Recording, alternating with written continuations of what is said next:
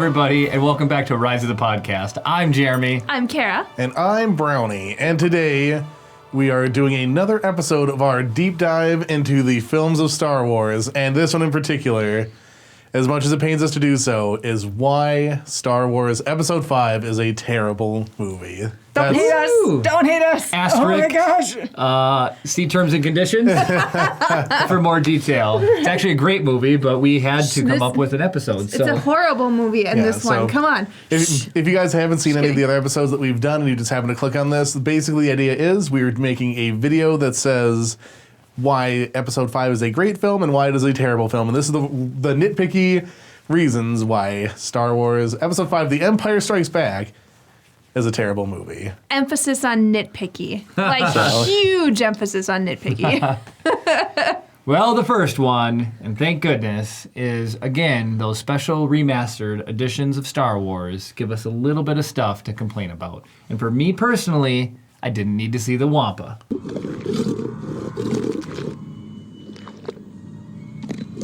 I mean, true. Yeah, the effect that it had pre-special edition was sort of like the shark in Jaws. It's sort of like the fear of the unseen. Like you see the arm, you see that it's implied that it's really big. Right.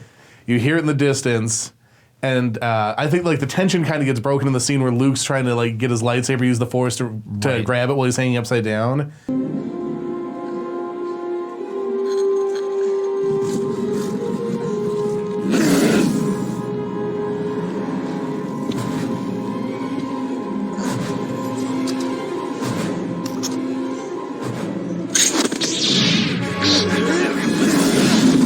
Because it's cutting back and forth between him and the Wampa. Versus him just trying to get a saber. And then it's sort of, in my mind, it sort of like confuses the space a little bit too, because like because it seems like it notices Luke is making some sort of noise, then immediately is there. Right. So it's like, would it have just been able to see him? So it's like, it just overall didn't add anything, and it may have even subtracted by being included. Right. Yep, that's what I thought when I was watching it. I was like, I'd rather just see Luke just doing his thing, pulling the lightsaber. You get that. What a good moment, too. Yeah, I know. Well, okay, sorry. Suspension of disbelief. Guys, this is why it's a horrible movie. Come on. Let's stick with the program here. That's true. So on the topic of special edition. What are we at? Well, there's Cloud City. Cloud City. Oh, yeah. Sorry. Totally spaced that. Yeah, Cloud City. The CGI of Cloud City.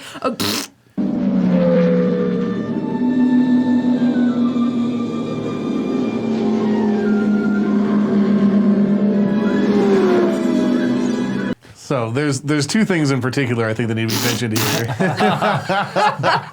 There's an extended approach to Cloud City, which I don't think people really notice all that much. Right. But in the original version, it was just sort of like a quick thing. Mm-hmm. They fly in. And the second one, there's this whole thing with those two extra ships, which they're there in the original one, but they don't really play as much of a role. Being like, oh, you don't have the right clearance to land. Mm-hmm. Right.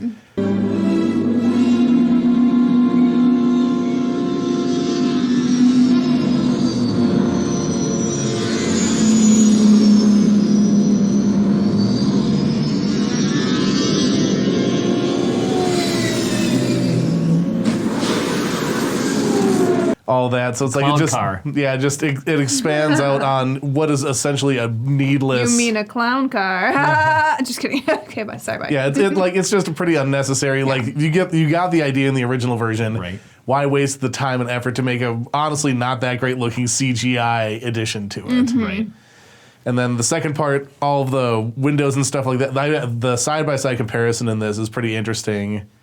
When you look at it in Cloud City, all of the windows and everything where you see out into Cloud City weren't there in the original version of it. Mm-hmm. So everything that like looks out on the thing, and you can kind of tell it's like the interior looks fine, then the outside it still looks sort of like a cartoon. It's not great CGI of the exterior. Now, when did they release the extended, or like not the extended, but the 98, I think. 98, and yeah, that's right when before Phantom Menace. and that's when they added all the CGI. Yes. Yep. So it's like. We all hated the CGI in Phantom Menace. We noticed that as it went on, it got better. Mm-hmm. So they decided to add the CGI when they were really sucking at CGI. Operation, shut you down. It's always been a danger, but it looms like a shadow over everything we've built here. So CGI, obviously, could have been better. George They Lucas, just needed to hire Weta to do it. leave him alone. Just saying. Leave him alone. So, characters. Now we got some fun character situations. And Chris, you mentioned in the New Hope episode about C-3PO's Northwest South. Yeah. And so this one was a little weird because R2-D2 is now calculating odds when normally that's C-3PO's job. Close the doors. Yes, sir. R2 says the chances of survival are 725 to 1. Yeah. And so we might be biased by having seen it before, and the famous odds giving thing is when C-3PO gives the odds in the asteroid field. Right. But earlier in the film, and I didn't remember this, R2-D2 gives odds on whether or not Han and Luke survive. Overnight, And yeah. and C-3PO's like, oh, he gives the odds, blah, blah, blah. But it's like, if he's calculating odds later, it should be consistent, whichever one's doing Right. it. Well, R2 doesn't tend to be the negative one. It's C-3PO who tends to be the negative yeah, one. that's And the thing, so like- he's the one who's going to tell you, you're going to die.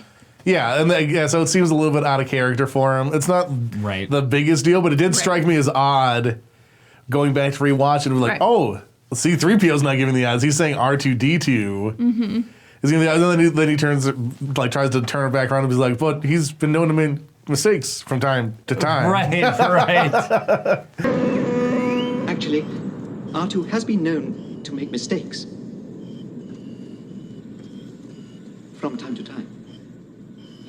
Dear, oh dear. Like he realized he shouldn't have translated R2's speech or Yeah. just trying to come back and which yeah. normally he would think he'd lean into it, be like, they're doomed. That's true. Typical, That's true. C-3PO fashion. We'll need to find new masters, We're R2. doomed. Oh my goodness. Oh, so Kara, we're Now, introduced to okay. your... Yeah. You guys didn't have a big deal with this. For whatever reason, I have not liked it since the beginning of time, and I realize that it's Yoda trying to test Luke's patience.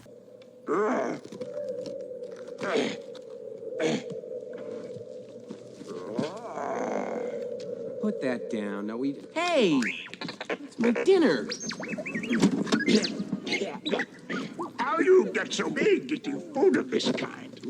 But when he acts like a crazy little monster crawling around on his hands, and he's like, "Rrr, what's this?" And just like, it pulls me straight out of Star Wars and is like, it's too much. We would, but we can't. So why don't you just? Not get your shit out. Hey, get out of there! No! Hey, you could have broken this. Don't do that. It is too much. I get it. It is kind of over the top. And again, is. maybe the lens that I'm looking at it with has been altered by having just watched the prequels. Right. But because like Yoda does do sort of like, like he's messing around with like the Padawans and stuff, like teaching them whatever. But it's what he's doing, crawling around like a little animal, like It is a little over the top. I'll agree with is. that, but it's like at the same time, like He's Grandmaster Yoda. My favorite moment is when he's banging on I know. R2 with the I know. It's okay, so that's funny. That's funny.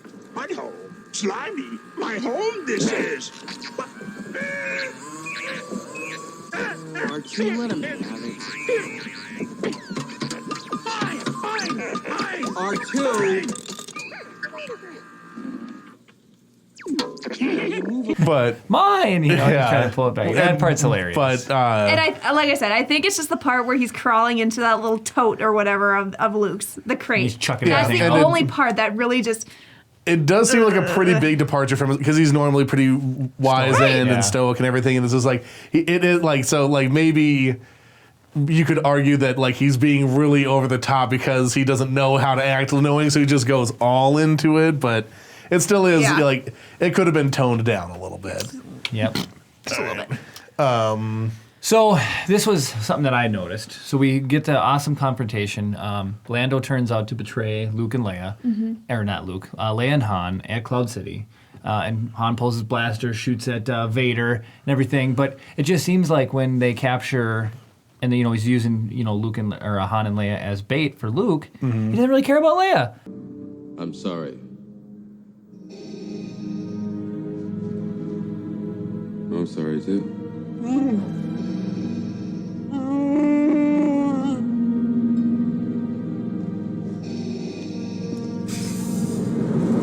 It's like, Leia's the reason they blew up the first Death Star, really. She got the plans. You think you have he a had little... scheduled her for termination. Yes. Right, And you he think doesn't that, acknowledge her. Right, you think he would care a little bit more like, this is the one that got away. Woohoo. Immediately execute her. Like, you know? yeah. I'm going to kill Leia. We're going to torture Han. And Well, imagine we're if going he to cook had, Chewie. Imagine if he had killed Leia right away. I Right. mean, that would have been the end of the rebellion. Yes. Leia was the one who like held everything together. And like, and when you think about it, like why? I know that they said like they're gonna transport Han back for like Jabba or whatever, right? But it's like you could have just as easily tested it on Leia, and he's like, if she dies, she dies. Right. Right, exactly. Just know. a little loophole. Yeah. But yeah, it is sort of weird where like she's very much around Darth Vader a lot in the first movie. Right. Right. And he doesn't even acknowledge that she's there in the second one. Right. Like, not even like a sit down princess. Nothing. Yeah. you It's know? like, I see we meet again, princess. Right. Anything, but he doesn't honestly ever say anything to Han either, but he's never met Han. Right. He's just like, thanks for the blaster. This is pretty sick. So speaking of Leia, Chris, I know you had mentioned too in the scene where they're on the asteroid. Yeah, so actually, a quick side note on the asteroid. I know it's a pretty big asteroid, but like the fact that there's an atmosphere inside of a giant worm in outer space Right. really stretches my suspension of disbelief. But that aside, that's just sort of like a little half note. Right. When did Leia learn to become a space mechanic? Like, she's fixing stuff on the ship.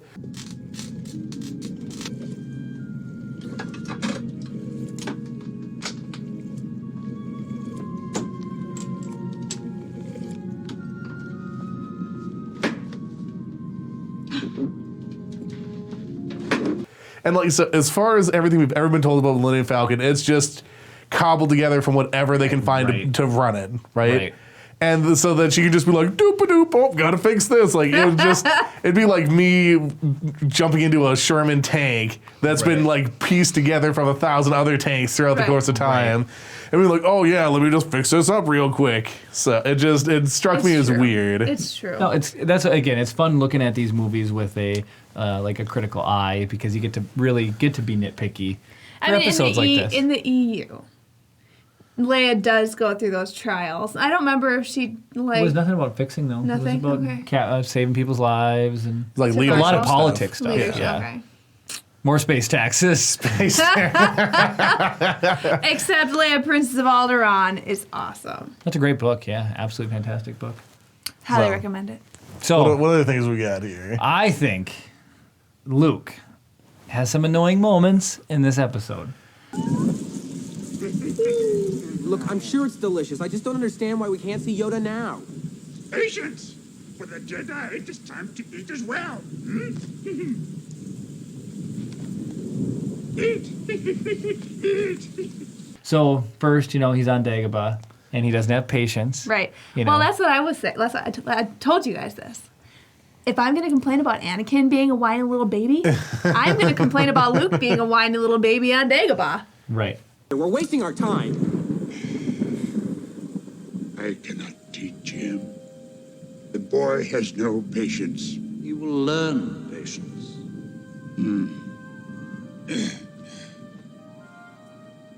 Much anger in him. Like his father. He's kind of annoying on Dagobah. It's like, Master Yoda, Chill. can you take me to him? Take you to him, I will. It's like, have a little patience, Luke. He just literally flew halfway across the galaxy. You can't wait 20 more minutes. Right. seriously, that's just it. It's like, cool down. So Your weapons. You will not need them.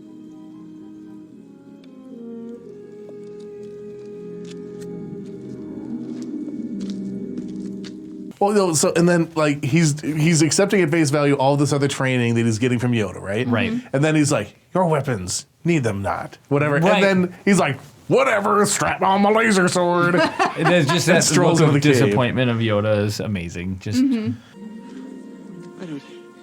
don't believe it.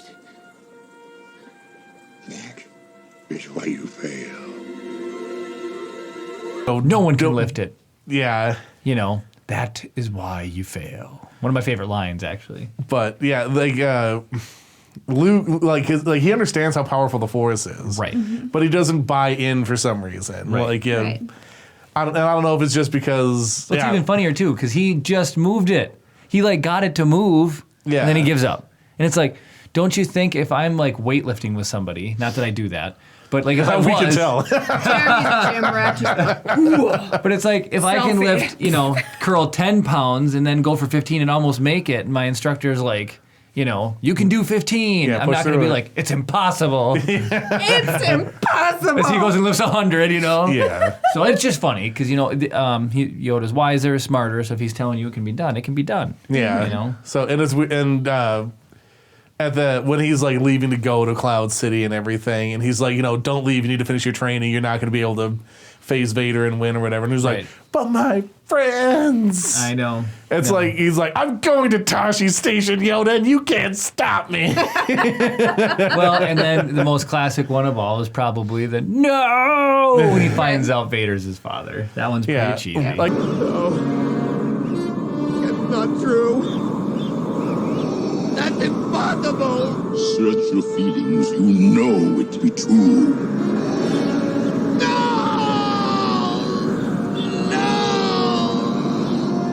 it's over the top, but it's such an iconic moment. It's hard. It's a great scene. His face is so funny. That's like.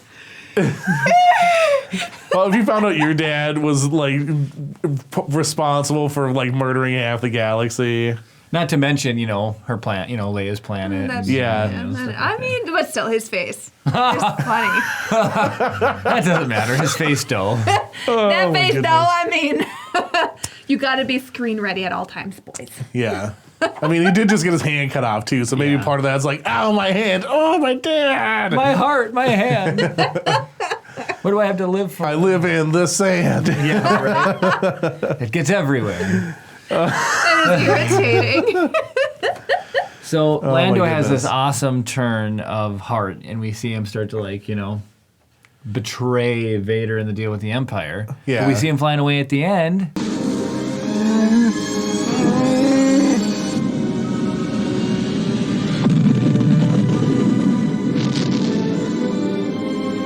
He's wearing Han's clothes, and I know other people have noticed this before.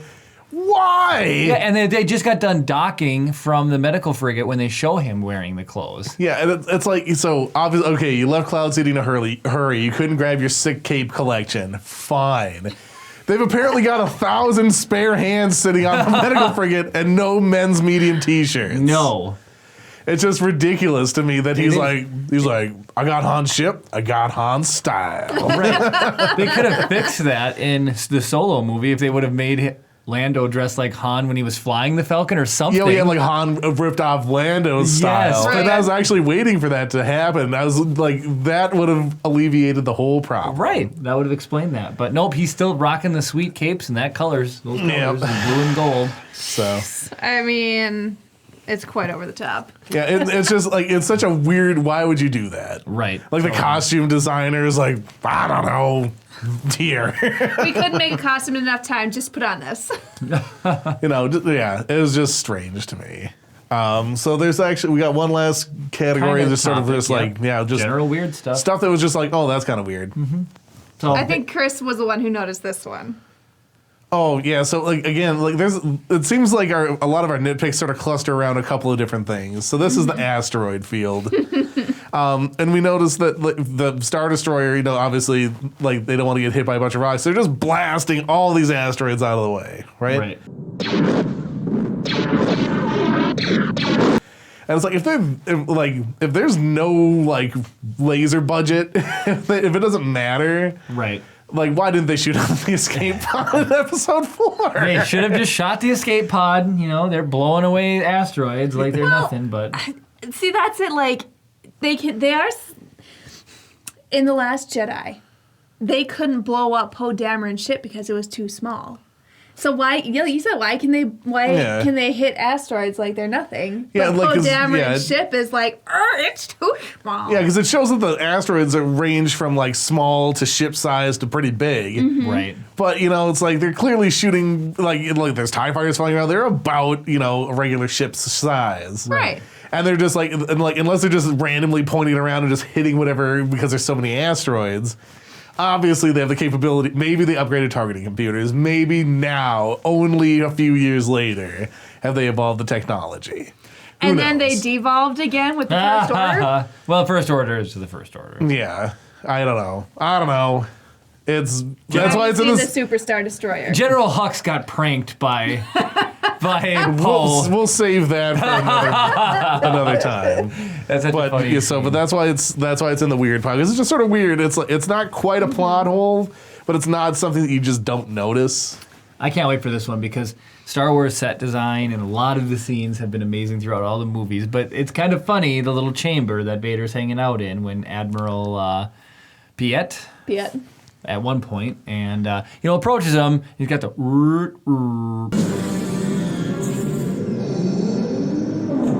What is it, General? My lord, the fleet has moved out of Lightspeed. Comscan has detected an energy field protecting an area of the 6th planet of the Hoth system. It's like. Have you seen the meme of that? Yes. No. It's really funny. We'll talk about it later. But yeah, so Watch like the meme. it's like and like the whole configuration of the thing. So like anybody can just walk up to it, Right. and then but it shows like he's got to get like his helmet on or whatever. It's like walking in on somebody in the bathroom. I like, know. Yo, Vader, you done in there? You done in there? And then his communication monitor's right outside of it There, too, right. and it's like Yeah, you could just call him. it's like I don't understand why this is laid out the way it is. Nobody knows. It's just strange. So yeah, Darth Vader's hyperbaric chamber. it is, reminds me like a clamshell or something. Just yeah. What it reminds me of is like those plastic eggs you hide candy in for Right. Easter. An Easter egg? Well, yeah, but it's not like an Easter egg is like the colored egg. This is Alright, just like the then. plastic The version plastic of it. Easter egg. Yeah, the toy hider. The toy hider. I had never noticed this, Chris. You caught this one. Oh yeah, again watching critically. So you don't normally see full body shots of Chewbacca, but he's definitely just wearing some like crazy Wookiee foot shoes. Well, at least you're still in one piece. Look what happened to me.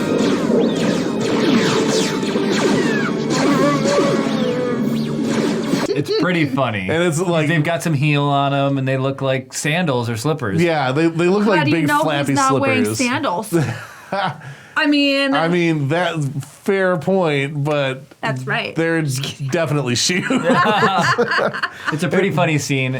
Like you get to see it. Yeah, here, and they're it's escaping hilarious. from Cloud City, and like he runs around. He's There's a just couple of chugging wide down the shots. hall. Yeah, so it's like there's just like a little extra bounce in them that don't need to be there, and you can tell there's just something to sort of like bulk out the foot. Yeah. And it just and it doesn't. It's kind of like convex a little Yeah. bit, so it's like you see the sides come up a little bit on it. It's like it's not like an actual foot that's like conforming to the ground to give you like Right. leverage to move. It's just like something that's there. Right. And I had never noticed it before until now, but it's like Chewie definitely is wearing a costume. It's true. It's true. Which, what do you do? Again, it's apparently we look at the feet when we're being critical because Kara noticed the boot seam in the stormtroopers, and now you notice the shoes. What am I going to find in episode 6? Yes. You better find something. It has to do with shoes. I has to do with shoes. So Kara, take us Palpatine's out. wearing rain boots. Right. How did I not see that before? Okay, this is just, I don't know. I don't like them. They're ugly. They're weird. Friggin' Ugnaughts.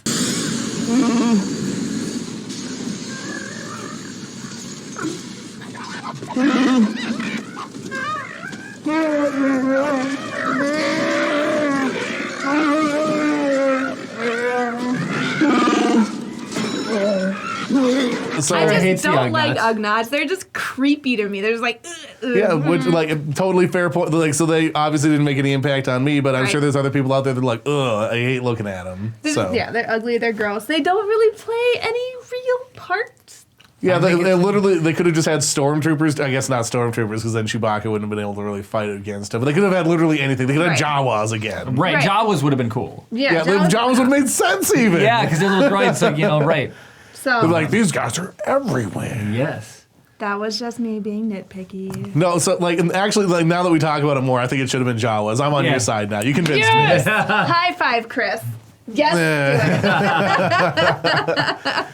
All right, so And that's how those- this episode ends, with thunderous applause. Yeah.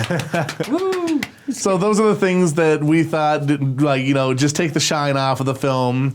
Obviously, episode 5 isn't a terrible movie, but there's some things in there that are just kind of weird, strange. not quite perfect, but it's a pretty great movie anyway. I love it. Yes, it is. So, obviously, check out the video that's already up. We put it up last week. Why Episode 5 is a great movie. Are we putting it here? Yep, it's going to be right there. Like, click on it. It's going to be totally worth your while. It's gonna, like, we're just going to gush about it forever and ever and ever. So, thank you for watching this video. If you liked it, like this video. It shows that you want to see us make more of this type of content. It shows that you're supporting what we're doing. If you do want to support us, hit the subscribe button. You know, you'll come back, be a part of our community, help shape the type of content we're making here. If you really want to be involved, ring the notification bell. You'll be notified of every time we upload a video. It means a lot to us. It really does show that you care. And of course, comment below with the things that you thought were like kind of weird or strange or you didn't like about the movie. I know it's not going to be a long list, but might as well have a little bit of conversation about it since we're doing it. Yeah, do you like Yoda or Ugnaughts? Let us know. And of course, May the Force be with you.